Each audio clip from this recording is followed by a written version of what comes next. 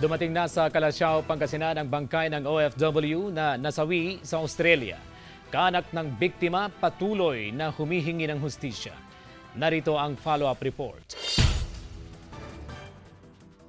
Nakasilid na sa kabaong ng iuwi sa Calasiao, Pangasinan nitong Sabado ang bangkay ng 21 anyos na si Jerwin Riopa na estudyante mula Australia. Sa kabaong na rin lang masisilayan ni Aling Rosalinda ang kanyang bunsong anak. Bago tumulak pa Australia si Jerwin, niyakap pa raw niya ng mahigpit ang anak. Huling yakap na raw pala niya ito kay Jerwin matapos bawian ng buhay sa Australia. Masaya din na nakarating din siya. Pero masakit ang loob namin. Masakit na talaga. Batang-bata pa yan. Kaya nga nagpunta doon para magtrabaho at mahawin kami sa kahirapan. Tapos hanggang ganyan ang mangyayari.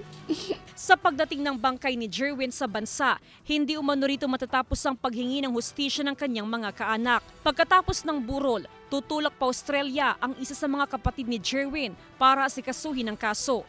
Nakahanda naman umanong tumulong ang Peso Pangasinan sa kaanak ng biktima. Nakatakda silang makipag-ugnayan sa POEA, OWA at DFA. Nais po din namin ulit na humingi ng tulong sa DFA, sa OWA, sa POEA para po mabigyan ng justice si Jerwin po.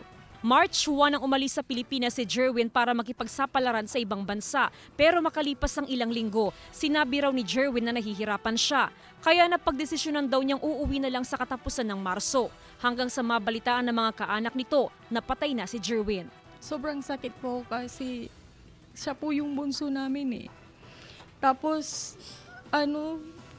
nagpapasalamat din kami sa mga ahensya na tumulong po para makauwi po kaagad yung kapatid namin.